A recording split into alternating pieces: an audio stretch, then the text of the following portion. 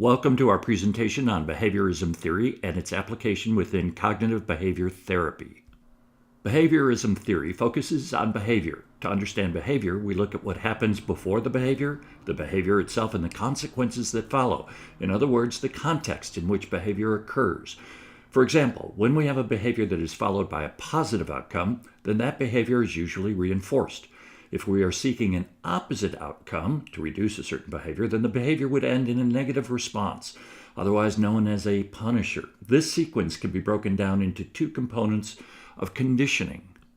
First, classical conditioning looks at what happens before the behavior. These are called antecedents, or more commonly called a stimulus.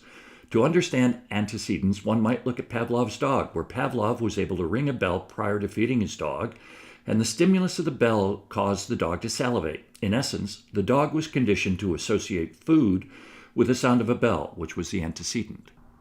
The other side of conditioning is called operant conditioning. It looks at the behavior's consequences. As long as there are positive reinforcers, then the behavior is likely to be repeated. Think of a mouse as an operator or operant pressing a bar to get a reward. So let's diverge for a moment to the cognitive side. Cognition is about our perceptions and awareness of what is happening around us. Cognitive theory implies we construct and attach meaning to our experiences. It seeks to understand these internal phenomena of human behavior and how thoughts influence behavior. This is the key link to behavior. The theory is if you can change unhealthy thinking, then you can change undesirable behavior. This is what is referred to as cognitive restructuring. With these underpinnings of the basics of behaviorism theory and a touch of cognitive theory, we can now look at cognitive behavioral therapy, or CBT. CBT represents a vast array of interventions designed to assist clients in changing their thought patterns in addition to their behaviors. This process involves understanding both external and internal phenomena, which are considered essential to human behavior and growth. External phenomena are environmental factors like our family life, neighborhood, community, and other cultural factors, whereas internal phenomena refer to personal cognition and development. Under this person-in-environment approach, CBT relies on two fundamental assertions. One, thoughts can influence emotions and behaviors, and two, that behaviors can influence emotions and thoughts. This further demonstrates the link between behaviorism theory and cognitive theory. With that as a foundation, let's take a look at a few steps involved with cognitive behavior therapy to understand how it can be applied to a broad spectrum of individuals.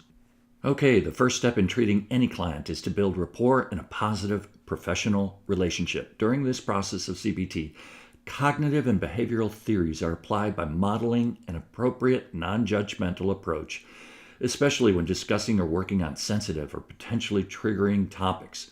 The clinician then shapes their style of communication in the process of engagement. During this initial assessment, it's critical to consider the antecedents of behavior. What was going on in the person's life when the behaviors began? The next step is assessing the client's environment. What is the client's home life like? Do they have support from family members? What reinforces or encourages certain behaviors? What punishers deter behaviors? The last step in assessing this phase of CBT is to ask questions to highlight the underlying meaning of the client's various experiences. Goal setting is an important part of treatment. This is when the clinician and client work together to determine what it is that the client wants. And then the clinician guides the client to making smart goals. The goals must be specific, measurable, action-oriented, realistic, and timely. Next, an intervention or interventions are implemented in CBT to help change negative thought patterns and behavior.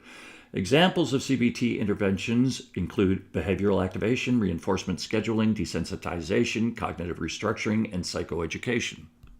There are strengths and limitations with CBT. Let's start with the strengths. A key strength of the combined cognitive and behaviorism theories is simply how broad the link is between behaviors, emotions, and thoughts. Not surprisingly, CBT is one of the most widely used interventions for social workers.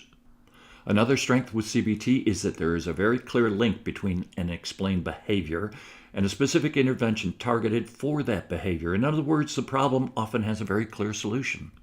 Continuing with CBT strengths, an important strength is that the therapies support a wide range of ages, from young childhood all the way through retirement. One very important strength of CBT is highlighted by the National Institute of Health. They published a rather extensive study on the application of CBT from a multicultural perspective. In their findings, the authors indicated cognitive behavior therapy was well suited for addressing the problems of many marginalized groups who so often need our help the most. In this regard, the underpinnings of CBT and resulting therapies find perhaps the greatest potential.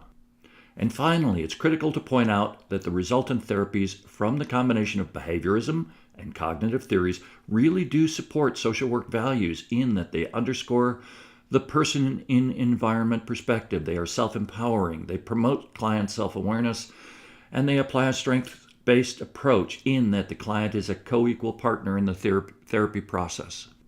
While there are many strengths with CBT, there are also limitations. For anyone deciding to apply CBT, it is incredibly important to understand the underlying theories.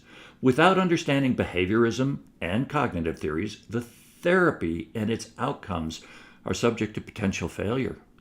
And along these same lines, there have been many therapies that have emerged under CBT, so many in fact that there's often an assumption that the application of CBT is a bit like following a recipe and not much else. As a result, there has been a widening gap between the critical theory and the therapies, and this has often led to poor results. Another concern with CBT are that they focus on thoughts and behaviors of people. The process puts the therapist in a position of unequal footing with the client and perhaps allows for too much authority that could be abused. Additionally, cognitive-based theory and therapies imply that there is indeed an expert approach to therapy. All too often, the expert approach can lead to mistakenly imposing our values on our clients. And one final limitation of CBT is that it really is best suited at the macro level, marginally effective at the meso level, and least effective at the macro level. And here are our references, one of 2 pages. And we would like to thank you for watching and listening.